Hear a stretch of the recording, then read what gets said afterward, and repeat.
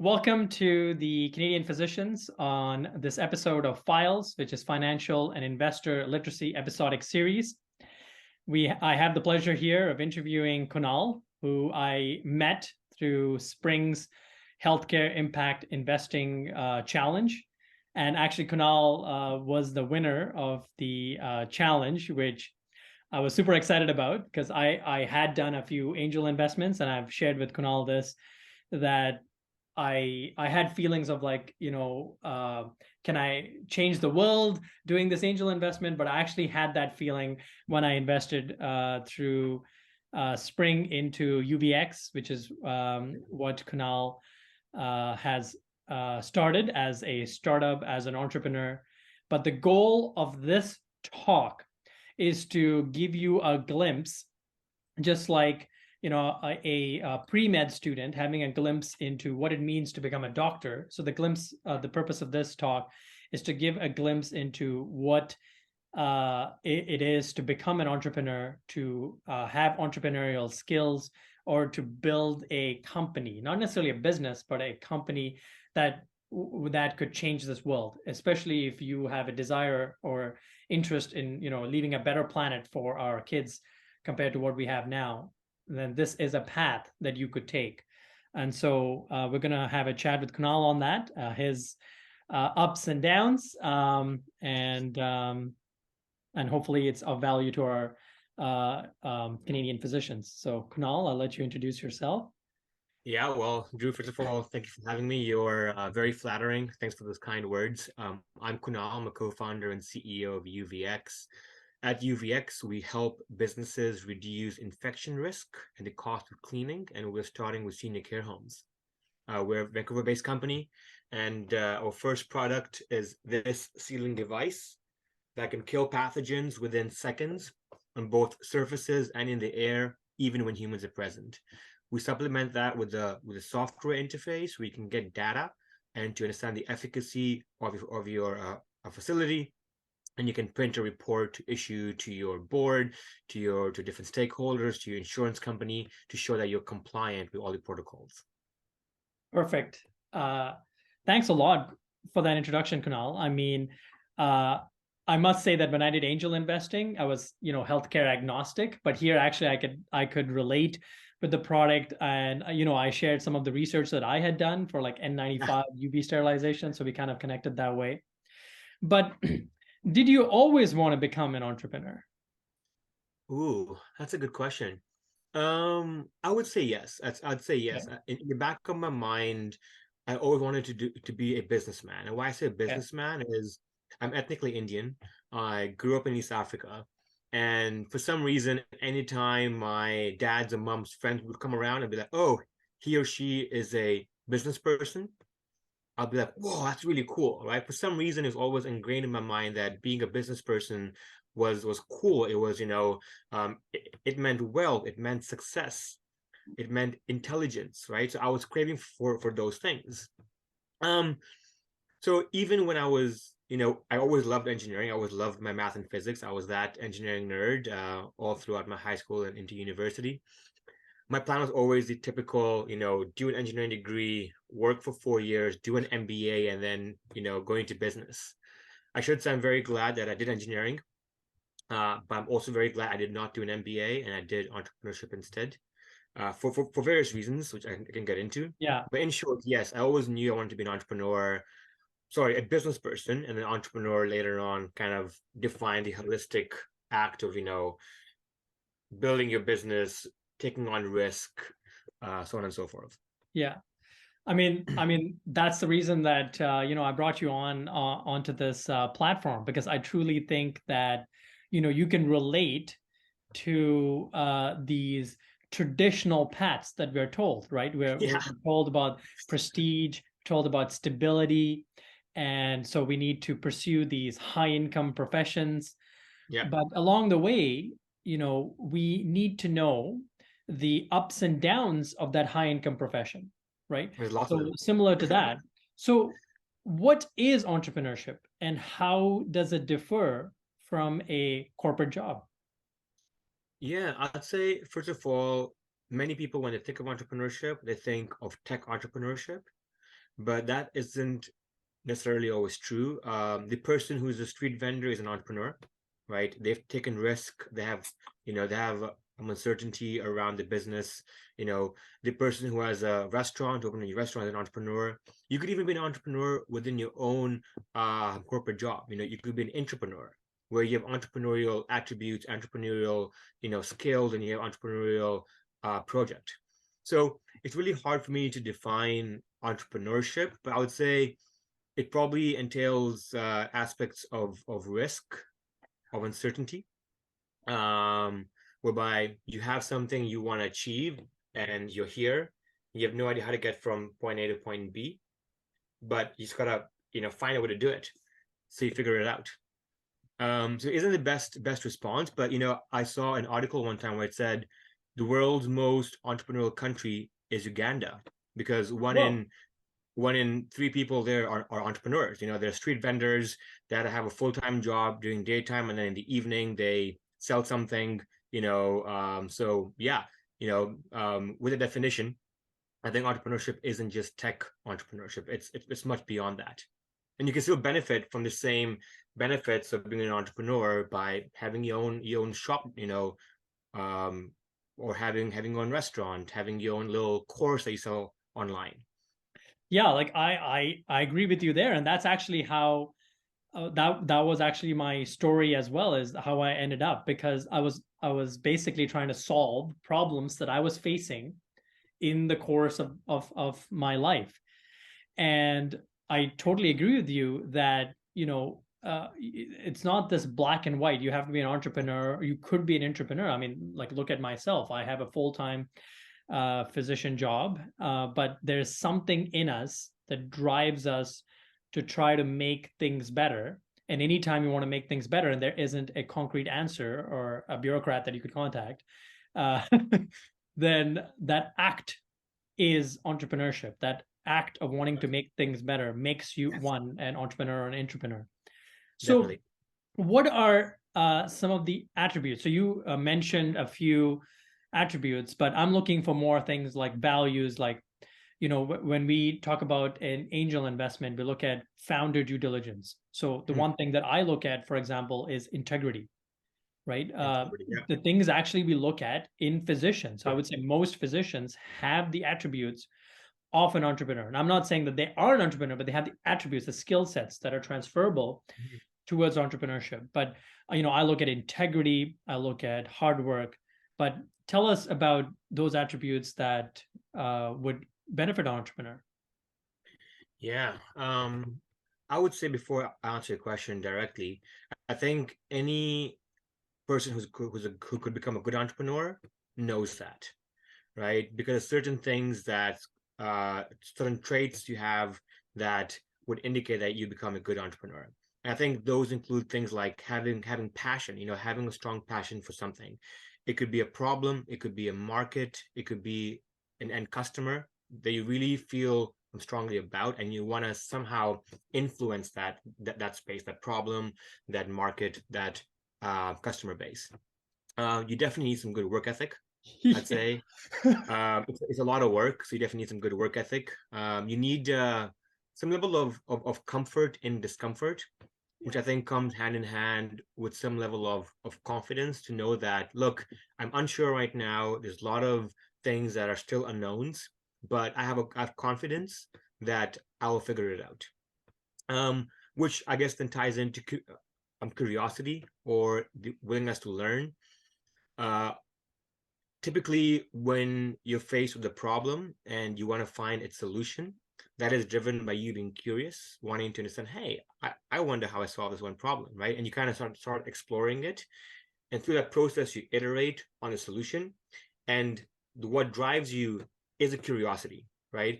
As soon as you get so far along with a solution, you have new set of problems, questions you got to get answered, and then you just keep going. So I think curiosity is a big one. Yeah. Um, I'd say also kindness, beyond just being kind to other people, to employees, because times do get really tough. For me personally, I found that my own, mood, my ups and downs. I could have a morning that is a great morning. By the afternoon, I'm having a bad day because some customer I was really banking on has now ghosted me, or something else happened in the business. There was some kind of fire. So I'm always up and down.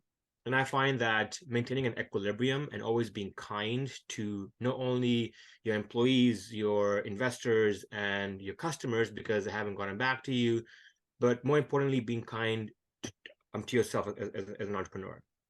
I think there've been times for me where I've been too hard on myself. It could be that I've taken too long of a break.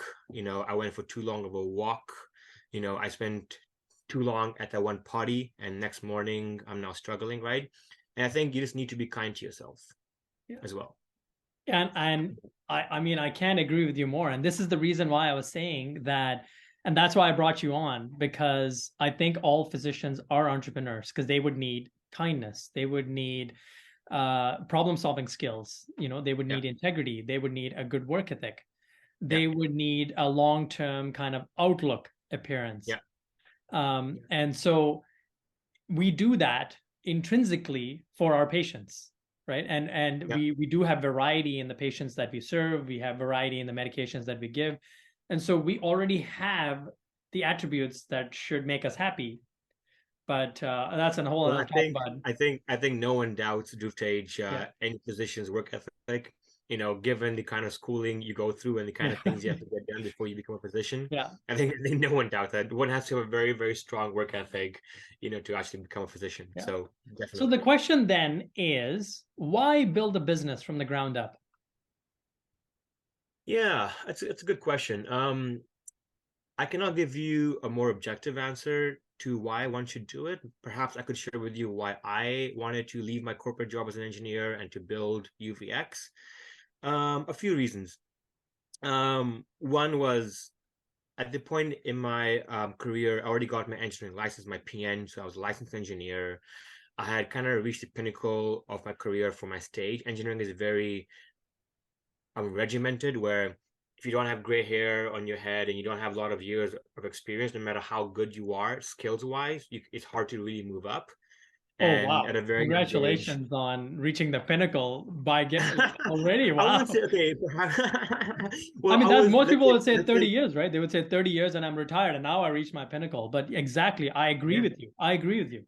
Yeah, I mean, for me, it was looking at my peers. I was very fortunate to get some opportunities at my old company to really, get exposure to some big projects, get my engineering license very, very quickly. And when I looked around at my peers, like I had way more responsibility. I was the design lead for a project worth $3.2 billion, right? So there's all these things. When I was in my mid-20s, I was managing people who were in the 60s, right? So I didn't really see something beyond that unless I had to pay my dues, basically. And so that was one. Secondly, I was not feeling very fulfilled. I definitely wanted more fulfillment. So a combination of having built some skills, having my engineering license, having that comfort, that safety net. I know that, look, if I attempt this risky entrepreneurship thing, I have a good fallback. Right, I can always go back, even if I kind of waste, so to speak, or that I don't think one would waste, year or two, because you actually learn a lot. But say for like an argument, you waste those 2 years. Like I was already, lucky to be ahead of my peers, that I knew that my fallback, I would still be ahead. Yes. Right, I would still fall back to a place where I was at some kind of advantage.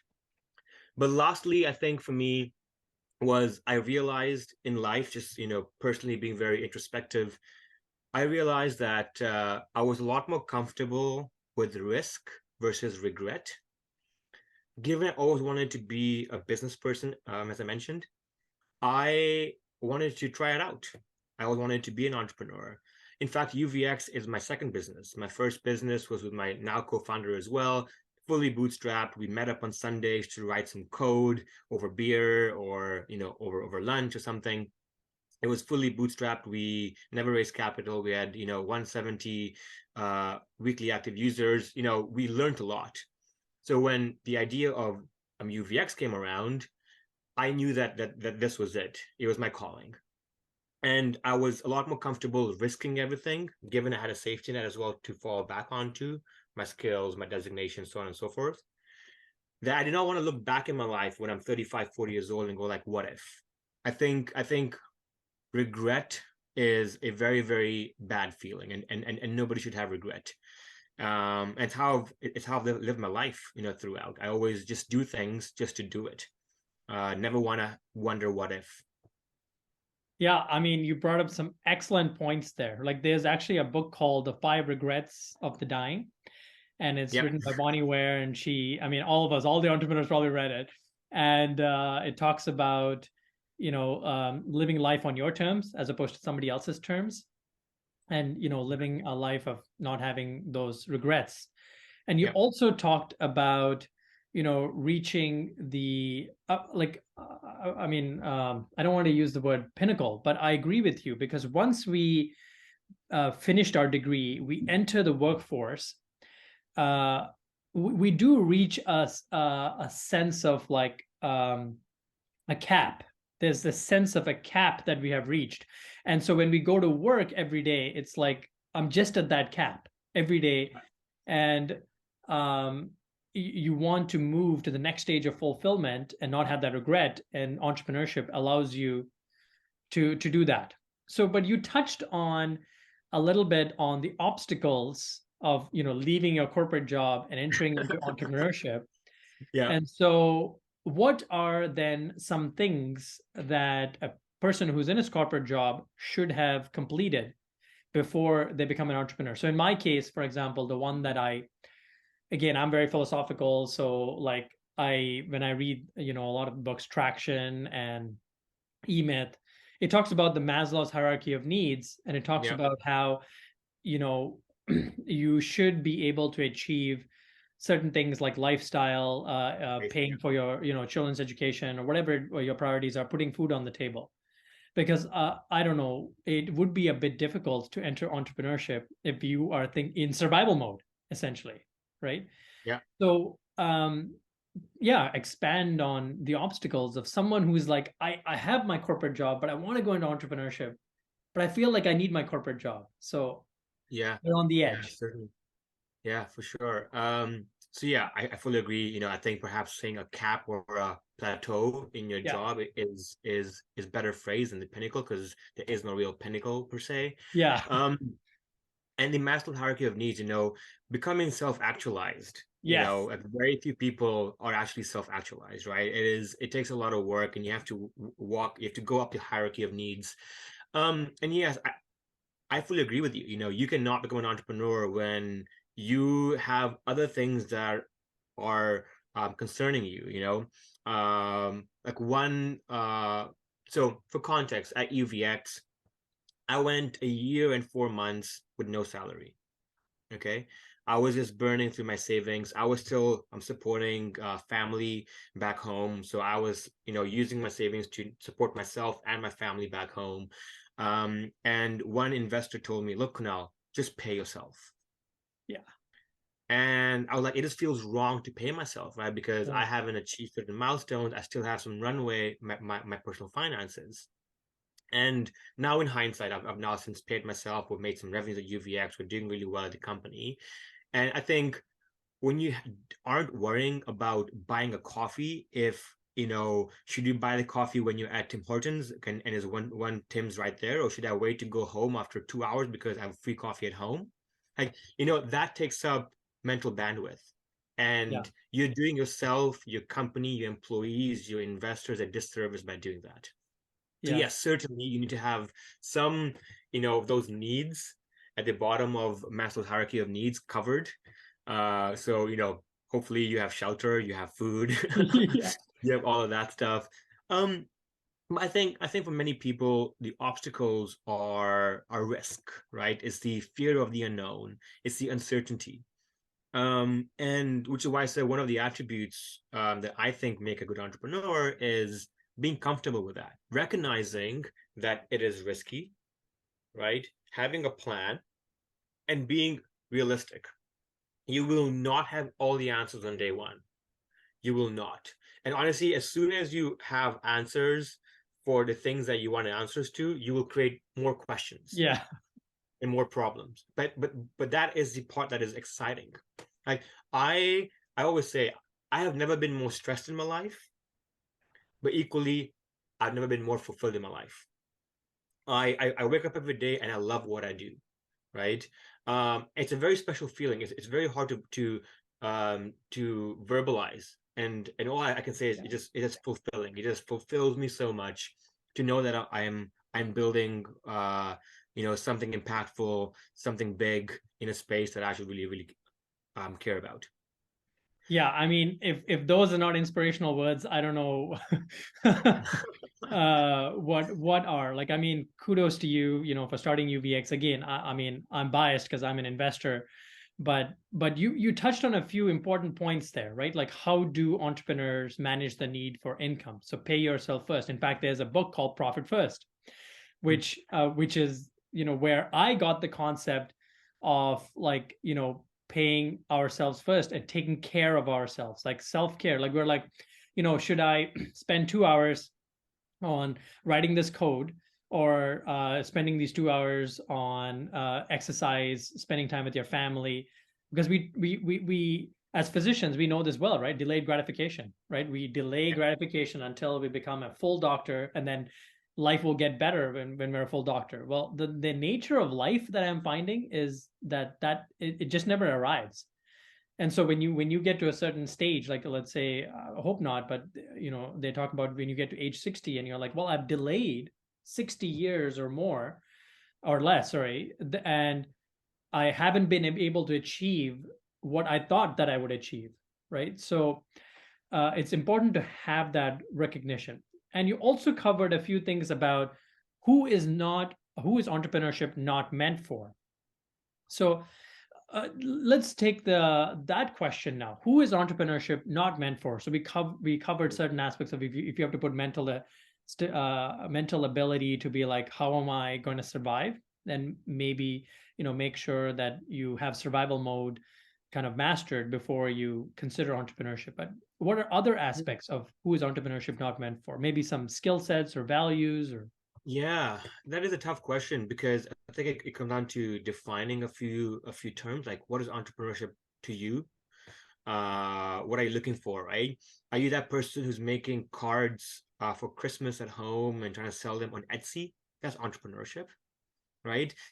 You don't need the kind of risk appetite, or you don't need the kind of work ethic, right? You're still an entrepreneur, right? So I think it's quite tough to answer that question, like who it's not meant for. I think it comes down to more, you're what do you saying want to. all humans are entrepreneurs, is what you're saying. I think everyone could be an entrepreneur, and quite frankly, we are entrepreneurial every day of Yeah. our lives. We're met with a problem, we have to make a decision with some limited information. We all do that every single day Yeah. of our lives. Now, can you do that every breathing, living second of your life? Right? I have to make decisions with 75% of the information I would like, but I cannot ponder and wait on this to get better information in 2 months time, because I have to decide now, right? Yeah. And there's all these multiple variables I have to factor in. So I don't know if I can answer the question who it's not meant for. I think it really comes down to what you want to achieve. But Drew, you mentioned something really interesting about when you're 60 years old and wanting to be somewhere in life and kind of looking back that you aren't there yet. Have you heard of the story of the Thai fisherman? No, I've heard of the teach a person to fish versus giving them a fish. Yeah. So it's not the same exactly, but a story that someone once told me actually, which has really stuck with me, to be honest. So the story goes, this big retired banker from New York goes to Thailand, Okay. and he sees a fisherman fishing in the water with just one net and one boat. When the a fisherman comes to shore, the banker asks the fisherman, "Hey, how many fish have you caught?" He says, "I've caught 3 fish." He says, "Oh, cool. What's your plan with the 3 fish?" He says, "Well, I will feed 2 fish to my family and sell 1 fish to my neighbor." The banker says, "Interesting. What if I give you one more net, and that way you're able to catch 6 fish?" The guy asks, and then what? The banker says, then you can sell more fish to your neighbors. The man asks, and then what? He's like, well, when you have more fish to your neighbors, you can make more money and hire somebody. The guy asks, and then what? He's like, well, once you hire somebody, you have employees, you can sit back and just make money. The guy asks, and then what? He's like, and then you can just fish all day like I do back in New York. Like So now. he says, well, that's what I'm doing right now. Yeah. Yeah. Right. So sometimes as human beings, you chase an objective, chase a goal that is so lofty, and you have a very rough, path to get there. But you can actually achieve those same outcomes by doing different things. If you really trying to strive for fulfillment, there's so many other ways in life to be fulfilled, right? If you're striving for wealth, so I think it's really, really important for any entrepreneur to ask themselves, like what do you want to do? For me, I love building company culture. Even when I work as an engineer, I was always involved with anything to do with planning events, company culture, mentorship, and I realized I really, really enjoy that. I was an entrepreneur at my engineering job, and I always was involved with all these uh, social teams, mentoring team, right? Always trying to build culture. So I love that, and I figured, hey, you know what? If I want to build my own culture, I have to build my own company, right? Obviously, there are other Yeah. things that help me, that move me to leave my job to do entrepreneurship. But I think it's really important. What I'm saying is for an entrepreneur to ask themselves, to look within and say what they really want to achieve, because there's different ways to achieve those things. Yeah, exactly. I mean, like this is gold right here, right? Like you are saying the same things that I realized I read in books. And it has probably taken me what, a year and a half to 2 years to come to that realization. While here is like, a 45-minute to an hour podcast Yeah. on starting with the why, right? Simon Sinek says, Yeah. start with the Simon why. Sinek. Yeah. Yeah. Because I must say, like, I mean, I don't know what the right or wrong answer is, but it's important to have that why, but it doesn't necessarily mean that your why is wrong or right. If you got Yeah. into entrepreneurship because you feel that it's going to build you wealth, okay, there's nothing wrong in Yeah. that, but as long as obviously you do it with integrity and honesty and so on. If Yeah. you feel like you want to get into entrepreneurship because you want to leave a better planet for your kids, uh, Yeah. then there's nothing wrong with that, but you do need to connect your heart and your mind to that why. Because when you're in the trough of entrepreneurship, which every entrepreneur knows, when they get there, the Happens a lot. desire to quit is very high. The desire to go back to a steady state is very high. The desire to just keep doing what you know is right, or a corporate job from 9 to 5, is very high. And you get multiple input signals from family, from uh, kind of noise, in the background. So I would say that if one is deciding to become an entrepreneur, it's important to find your group of people. Yeah. Yeah. Because if you have a group of people who are not entrepreneurs, then you will not become the average of those 5 people, because none of them are entrepreneurs. So Yeah. uh, starting What's with the it why saying? is important, and then moving Yeah. on to the how. Yeah.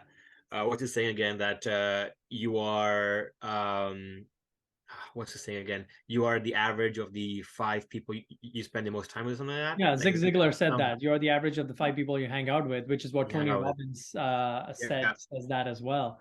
Yeah. I And mean, I would say to that, perhaps I think it's easy for me to say what drives me as an entrepreneur, and some of that was, things that I wanted when I left my corporate job to build UVX, and some things are now in hindsight that I've realized I really appreciate about UVX and being an entrepreneur. For me, one is the freedom and the flexibility.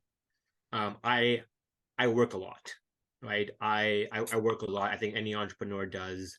Um, and but equally, when you work a lot, you have the flexibility because you can take that very long, lunch break. You can kind of go buy groceries midday, right? Because you're flexible. I can like choose to take an early day on Friday, go up skiing, and then come back, and then Saturday I shall work, right? It's so much flexibility around that. The other one obviously is fulfillment. Like I said, I haven't been more fulfilled in my life. Obviously, UVX is one attribute, one variable in that equation. Other is, my own personal life, my finances, my family, my friends. I'm very happy in those respective domains of my life, which are very, very valuable as well.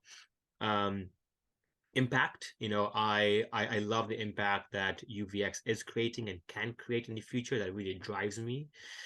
Looking back at my life and like leaving a legacy. I would rather look back at my life and know that I've impacted people than see a Bentley or a big mansion, right? Yeah, But you say having that said that, now. but having said that, I think it's important to recognize that wealth or being comfortable is important, Yeah. right? To me, my whole life, I had a very humble childhood. I haven't really known money. Money doesn't really drive me, but I would love to have wealth for my family. I'd love to have wealth so I can make their lives easier. I would love to buy my mom and dad a house, right? I Yeah. would love for my kids to play in a big backyard, right? So it's not that I want the actual material wealth. I just want the experiences that wealth can buy me. But that is still something that drives me, right? The idea Yeah. of UVX becoming big one day, me having a good exit, that definitely drives me. Yeah. I would love to see my early employees, my investors, make some money.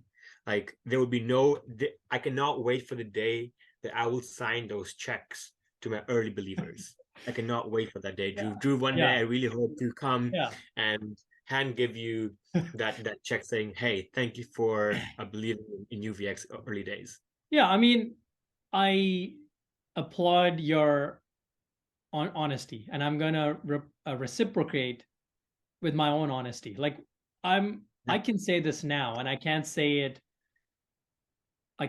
in a medical school interview, and I would not recommend it. But there is a level of financial safety that Mhm. a high income profession like medicine or law or accounting provides. And there is a level of safety of being a recession proof job. I mean, COVID has tested that, Yeah. but there is a level of financial safety and security that it comes with. There's a level of wealth that it comes with.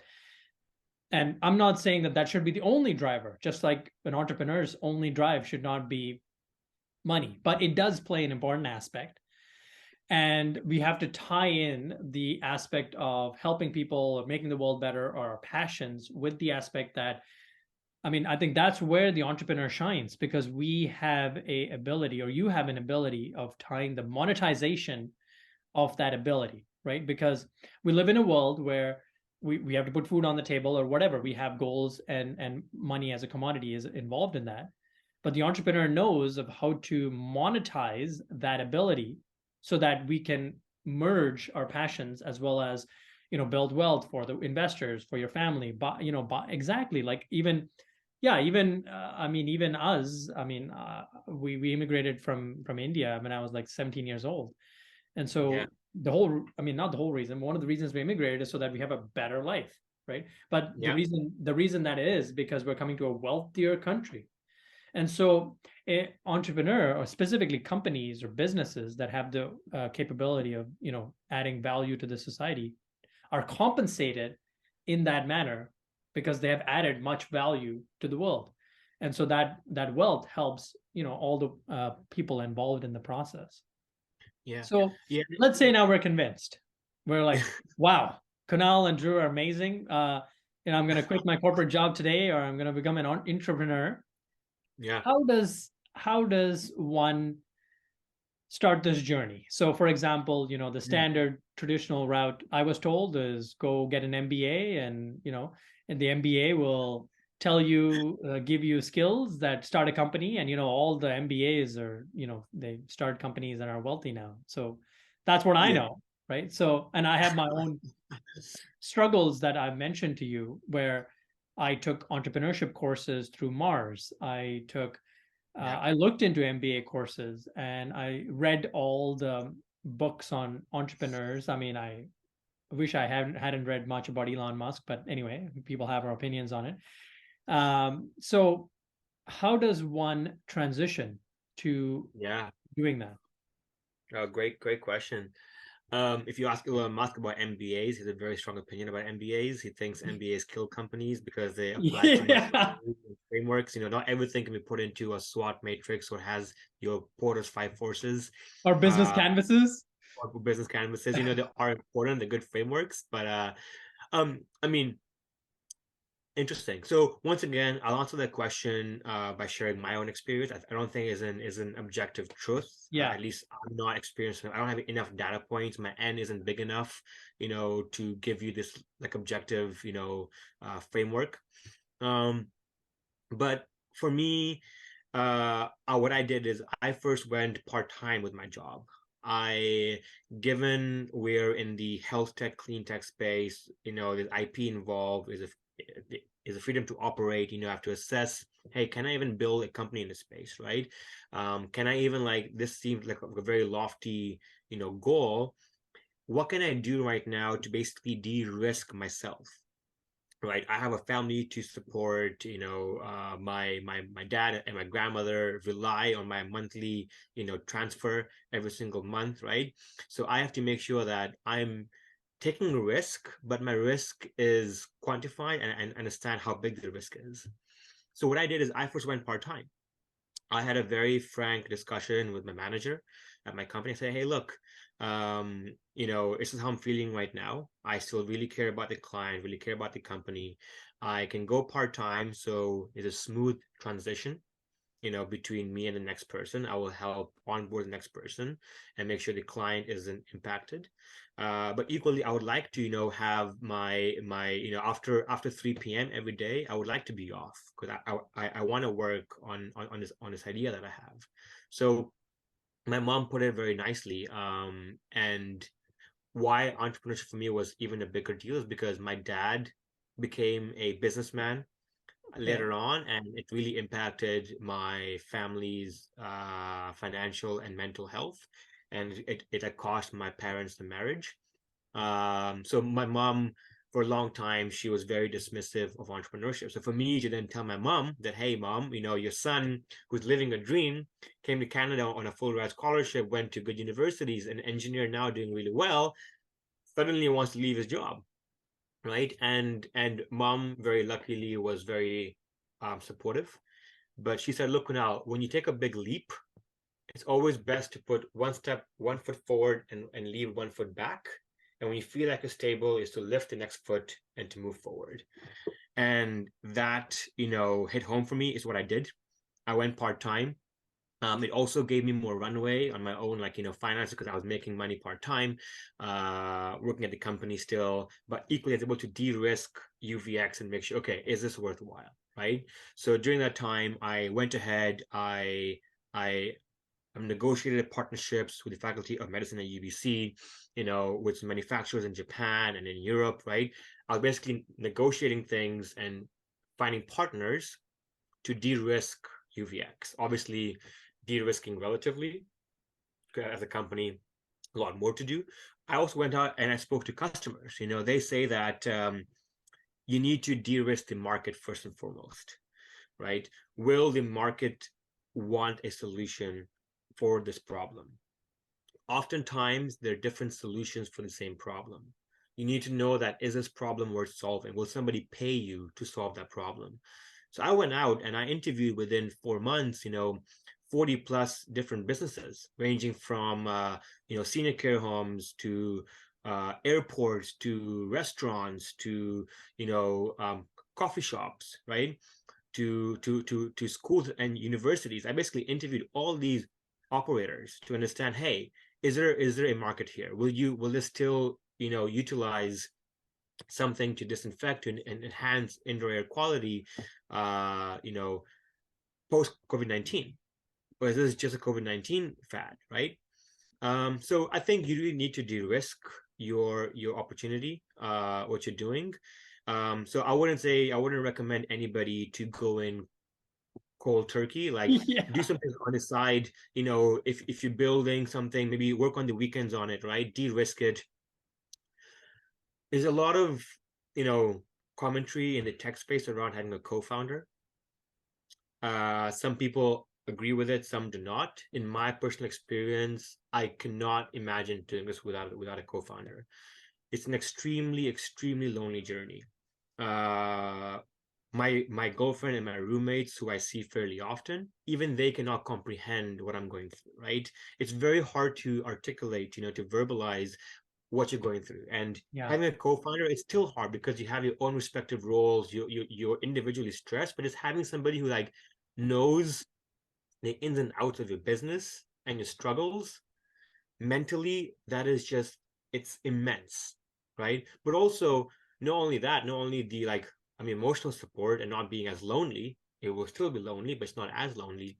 Just offsetting the workload.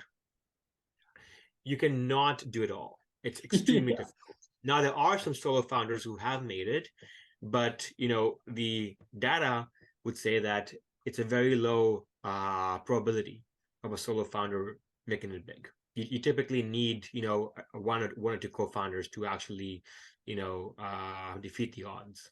Yeah.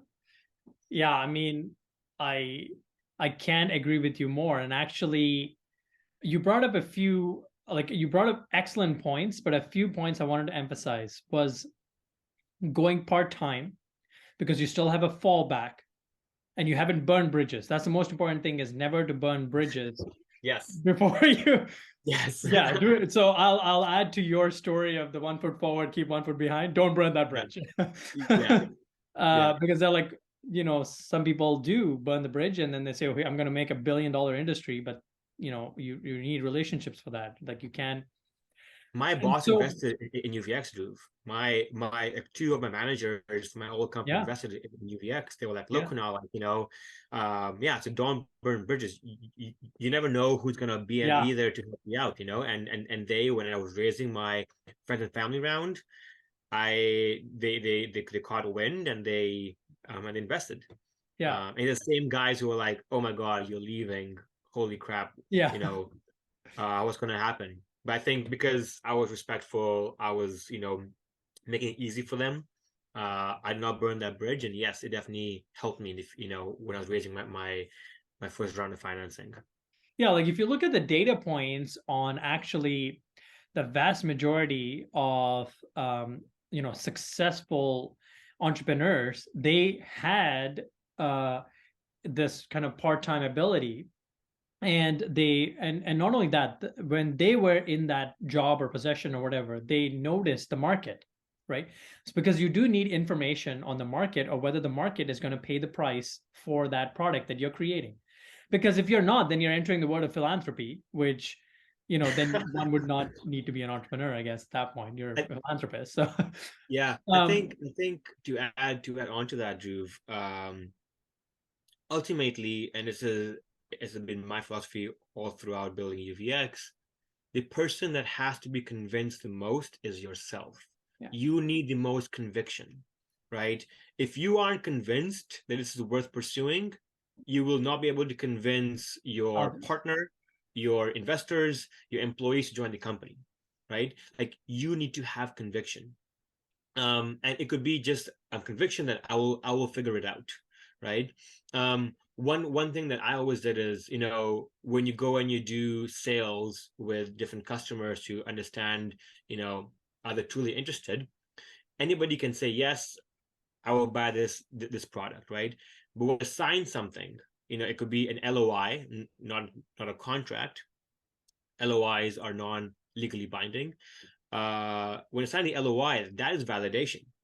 Now, when I would do a customer interview and it said yes, would buy that, I'd be like, oh, interesting. Well, we're currently taking pre-orders. Can I send you an LOI? And they'd be like, oh, okay. But when they sign the LOI, I wouldn't have it be this one pager letter saying, I, director of X company, interested in buying UVX Inc.'s products. No, I'd make it look like a contract. Because I know that if this person while the first clause is saying this is not a contract, it's a document, right? While that's the first clause, the fact that it looks like a contract and they sign it gives me conviction. I know I'm on the right track, Yeah. right? Because I can fool the whole world. I cannot fool myself. I have to go to bed at night with myself every single day. I Yes. cannot fool myself. Yeah. So I Yeah. think Like, it's really, really important to have conviction, at least that you're on the right path. It's worth pursuing. there's actually, you use the word believe quite a bit. There's actually a book called Believe It by Jamie Lena. I was actually just looking it up. I think Okay. it's when I think she creates a beauty product and she believes in it. And that's the important point, I think, as an entrepreneur, is you do need to believe that the product will change the customer's lives or society's life. Because if you're pursuing it because you think it's going to be a quick buck, or if you're pursuing it because that's trendy, then when you're in the trough of entrepreneurship, or when you get tested, so to speak, you will flake out, right? Like you will say, Yeah. this is it. I should have never pursued this. So I wanted to go back to that point. So we talked about the point of a part-time and then transitioning to a full-time entrepreneur as the company expands. I also want to touch base on that co-founder. So in my course, I do talk about having a co-founder or an accountability partner, Yeah. because no, they could have the same skill set that you have, but generally you want to have a different skill set so that they complement you. Yeah. The And it complement. Yeah. comes from the Stephen Covey's data and information, which is interdependence. Right? In our society, we get taught about independence. Oh, we need to be independent. We need to do all the things ourselves. Right? Sometimes we need to have trust and be interdependent on someone else doing that task, and then combine together. Yeah. 1 + 1 does not equal 2; it actually equals 11. Right? And that's where your talk about risk. I mean, we term this as risk, but the way to think about this is 1 + 1 is equal to 11, and it may not equal 11, but that's the risk we are taking. And so you need to have that skill set. And if you're going to take courses, boot camps, startups, join a startup, various ways of how to do that transition, as once you're not part-time and going to this. And from my own experience, find someone who is able to explain that skill set, because if you don't have that, you will have a lot of tough times in entrepreneurship. And there are actually a lot of people as well who who say that they have an entrepreneurship course, but they are unable to give you that skill set. And so it goes back to, again, finding the right Yeah. mentors, the right uh, people who can complement you and add value to you to be able to help you achieve your goals. Yeah. Um, and that's the nature of human relationships, right? I mean, Nabal Ravikant in his book talks about human capital is, in his words, one of the worst capital to have. He would rather have finance capital because it's very efficient and Mhm. but we live in a world where we're connected. We live in a human connections, social interactions are very important, relationships are very important.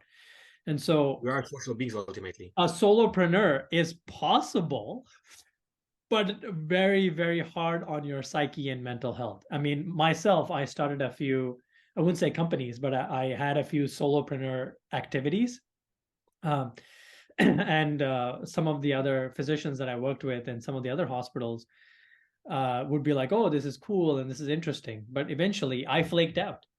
And the reason for that is because when I was having my discussions with my mentors, I said, I'm tired of being a solopreneur. I'm tired of doing It's everything, hard. all the things, marketing, procurement, finance. And that's Yeah. one of the things I mentioned for you when we had the initial due diligence on UVX, was I saw that you were very organized, right? Yeah. You had Almost the too data organized. room very organized. I mean, I've had my fair share of like deals, the deal flow, right? And Yeah. when someone doesn't have that organization, I know that they need to master that before I even consider this company. And you would be like, well, it's trial and error. No, there are people out there who can teach you that organization, who have that organization, and you need to incorporate that if you're going to take this journey of, I want to become an entrepreneur. I've decided that I know my why, and now I'm going to do the how. Yeah. Right. Yeah. And I think a lot of points you mentioned there, and there's a lot of ideas and thoughts I have that I'd like to share, but perhaps going back on the conviction topic, look, your conviction, as you mentioned, will get tested. You cannot have 100% conviction all the time, right? What I wanted to say, just to make it more realistic, is that you need to have enough conviction to know it's worth pursuing. Look, early months of UVX, even perhaps all of last year or first year as a company, I almost weekly opened my iNotes and I typed in alternative applications of our IP, of the product, of what else I could do, right? If UVX were to fail, what other ideas do I have, right? Because when I was on my low, I would wonder.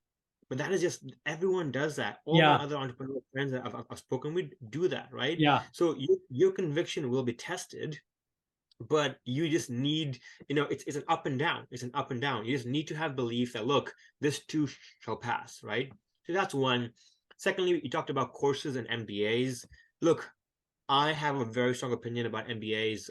I will not share my whole opinion, but ultimately, I think it's really important to do it.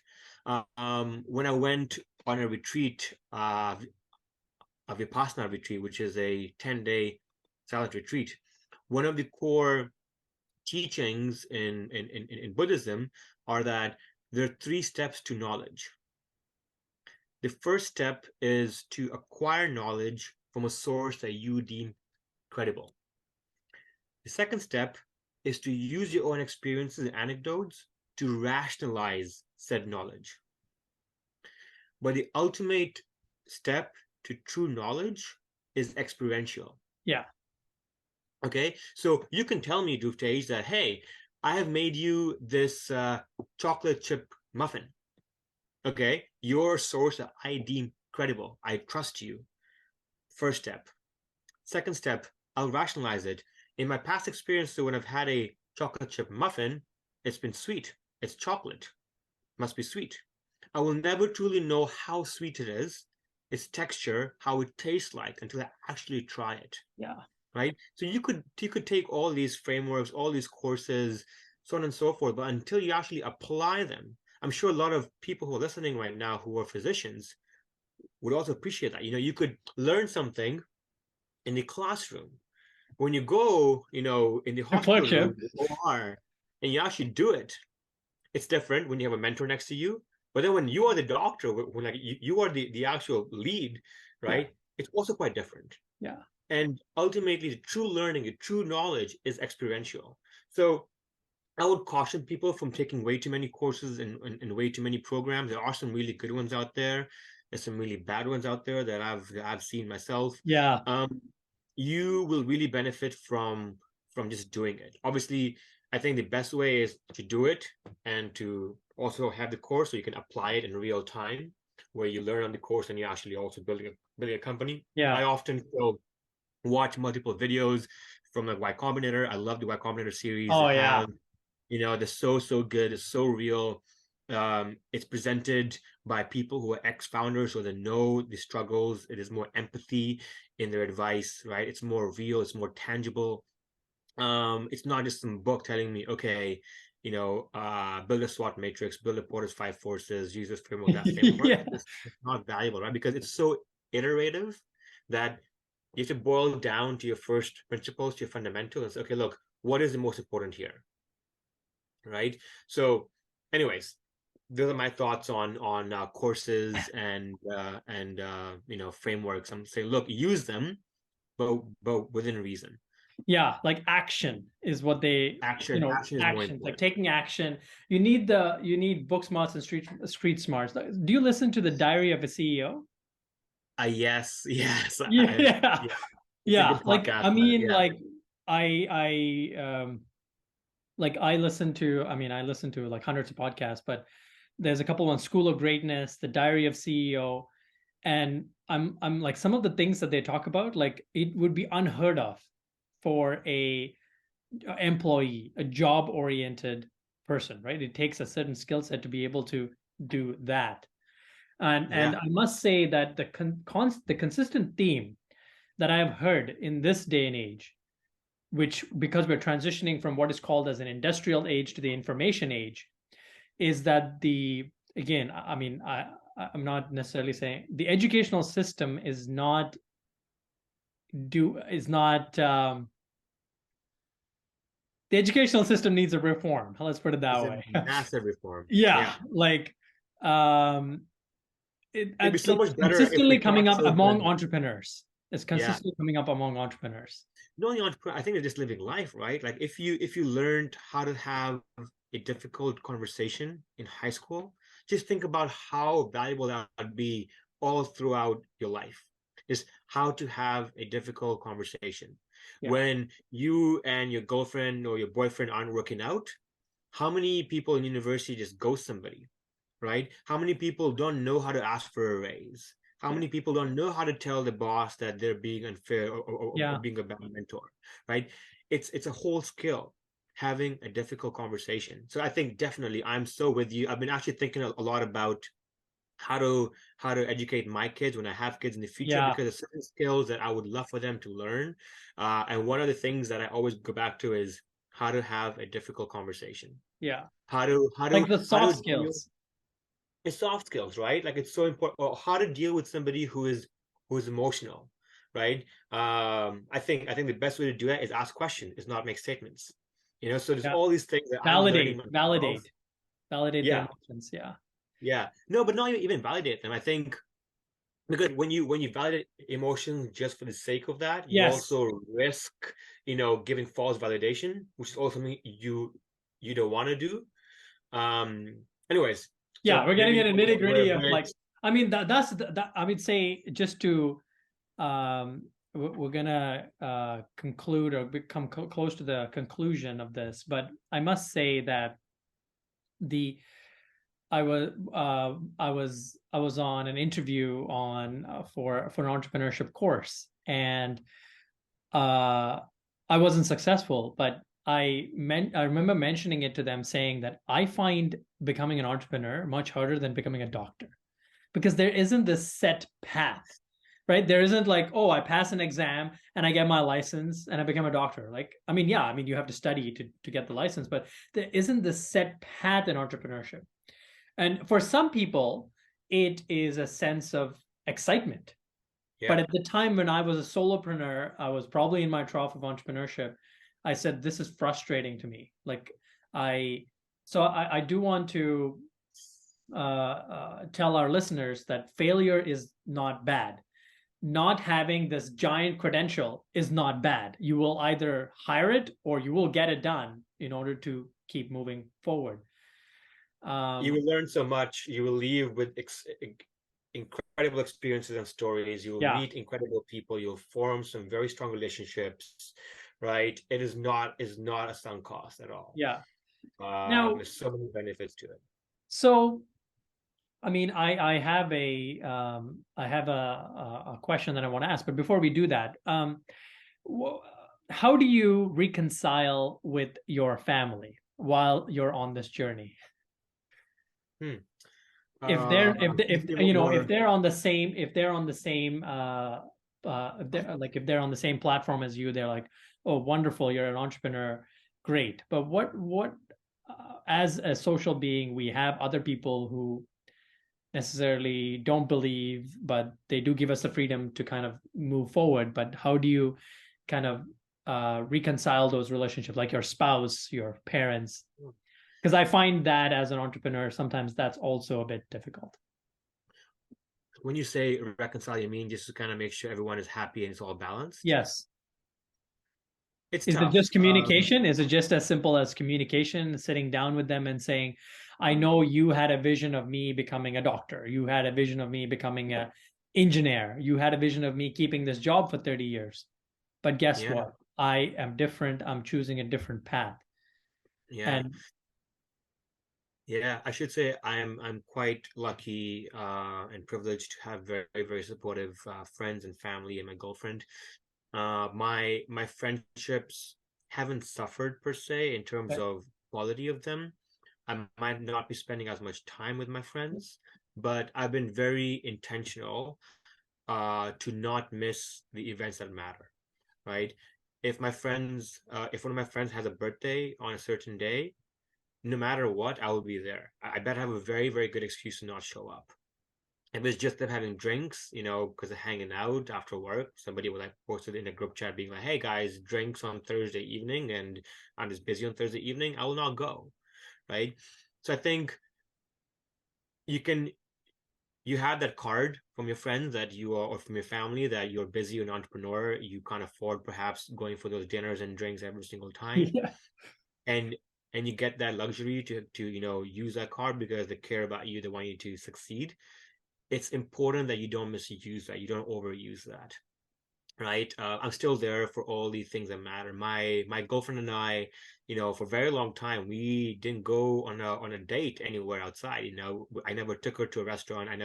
She never took me somewhere else because she felt guilty that if she took me somewhere nice, I'd feel obliged to do something in return. But hey, we made time. Our dates were we'd buy a bunch of popsicles and hot glue and I build a bridge together, right? We would paint shirts together for Halloween, right? I found other ways to do that. So I think it comes down to really assessing your values and what you want. Friendships, relationships, family, your health are incredibly important. Are incredibly important. You cannot succeed as an individual if you don't have those things in place, Yeah. right? I mean, Yeah. yeah, those are all excellent points. I mean, I kind of wanted to end with that because, you know, as an entrepreneur, we sometimes put the blinders on. We're like, okay, I need to get these things done, and this is how the future may look like, and this is how the present is. We're very focused, right? We're very deep work, right? But we sometimes forget that what has allowed us to do the deep work is the support we have from our family and friends, and we expect that we will always have their support, but sometimes we need to invest that side as well, like the friends and family side, so that the support continues. And I think Mhm. as an entrepreneur, it's important that you have a lot of communication to maintain those relationships, because it's very easy to say the arrival fallacy. When we get there, things will be better. Well, Yeah. when you get there, things may not be better. So it's better that you make things better now than when you get there. You have to So manage expectations from of yourself and of others as well. yeah. So Definitely. Kunal, thanks a lot for coming on. I must say that uh, you're a true entrepreneur, because like as I said, I've talked to a lot of uh, entrepreneurs, physicians, and the themes that come across that make one a good entrepreneur. If someone embodies that, it is what would come out. So You're too I kind. yeah, I'm glad that we had this podcast. I think this will be of value to a physician entrepreneur who or a physician entrepreneur who is on the edge, who wishes that they could make a bigger difference in the space that they're in. Even though they're making a difference to the patients in front of them, they feel that I can do more. I feel my potential is higher. I want a higher fulfillment. And so they want to take that jump, but they have limiting beliefs or obstacles or whatever it may be. And hopefully this, podcast adds value to them, either cinches for them to take that leap of faith, because it is a leap of faith, or cinches for them and say, okay, you know what, I'm comfortable where I am, and I'm glad that I didn't take that step. And that's fine too, right? That's fine too. But it's better to not take that leap of faith and then have regrets, being like, well, I should have just been there. So, um, do you have any concluding remarks? Anything you wanted to mention? Anything you wanted, you know, Canadian physicians who or entrepreneurs to know? Yeah. I would say, look, folks, it's exciting. It is scary, but it's very exciting. I'm always happy to provide my insights, my experience to other entrepreneurs. So anyone listening that wants to reach out, please do reach out. I'll be happy to talk to you, share my experience. Hopefully by then I'm a bit more experienced and a bit wiser Look, I think for me, it's really three main things, right? One is just do it. Yeah. Just do it. Ask yourself the hard questions because nobody else will. And then lastly, risk over regret. You don't want to regret something. If the risk is palatable, just do it. Wow. Those are like one of the best words of wisdom I've heard. I might borrow some of them for my Druv, I spend immense amounts of time meditating, introspecting before I left my job because for me the risk wasn't just personal, it was family as well. And I really had to make sure that, my risk was palatable. Yeah. For not just for myself, but also for my family. So I think, it's really, really important for someone to be introspective, to look within, to ask yourself the hard questions, to ask what you truly, truly want from this. Like, what is a true motivation? You need to know like your why, right? And your why could be money, right? It's a very hard why to wake up to every single morning, because Yeah. it's only fulfilling. But hey, that could be a why. You could just be so driven by that, and that's okay. Your why could be impact, and you just do a philanthropy work. That's also okay. You don't need to have a lot of wealth to live a comfortable lifestyle, right? So I think it's really, really important for anybody considering entrepreneurship or anything else that is hard to introspect, to look within. Yeah. So so I generally try to ask this one question, and I know that it is a bit difficult. So if you knew with certainty that yeah, if you knew with certainty that you're going to leave this planet, what would you want your eulogy to say at that point of time? And Oh, I would want it to be something around Kunal was a great friend, a great father, a great husband. yeah, so you could see, we didn't talk anything about the money. Great friend, great father, and maybe even a great businessman, right? Yeah. But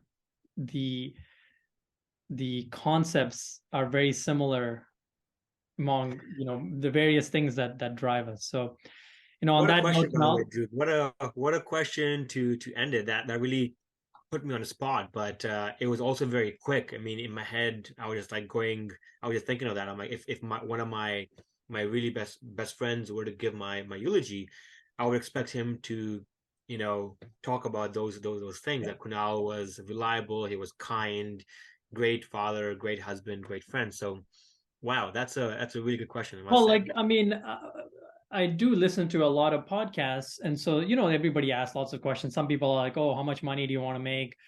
Yeah. And those. I was like, "Yeah, okay." Like, there was one podcast that said, if you were going to die today, like exactly today in an hour, and you had to use this hour for something, what would you do?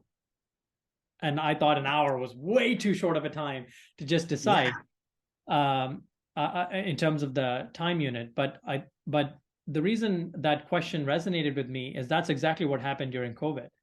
Is when COVID hit, as a doctor, I thought I was going to die in the line of duty. I mean, U.S. physicians have died in the line of duty, and so I sat down and I said, if I were to die in the line of duty, what are all the things that I want to either leave or have done?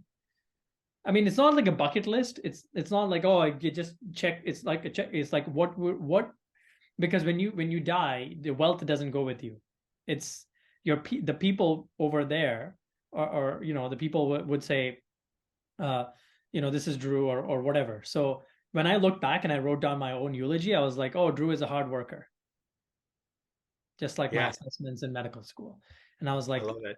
that is that is not I'm going to be happy with. I'm not going to be happy with Drew is a hard worker. It just does, like, it doesn't say anything about me, right? Yeah. Was No, Drew was a great, or Kunal was a great friend, built UVX. It saved, or it helped, helped people in long-term care facilities, and it's now whatever standard of care or whatever, right? Like, I'm not saying it is, but Yeah. think something like that you have left a legacy and your name kind of lingers, or your family name lingers, and that is the intergenerational transfer, so to speak, more than just money, but the intergenerational transfer.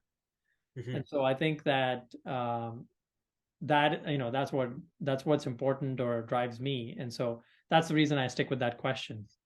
Yeah. Well, it's interesting, and I recognize we're over time here, but Yeah, this is a very good I mean, we chat could end the to have. recording here, and then I'll edit it, and then we'll. I think, Yeah. yeah, we'll Or- just end the recording here. But let me. Yeah.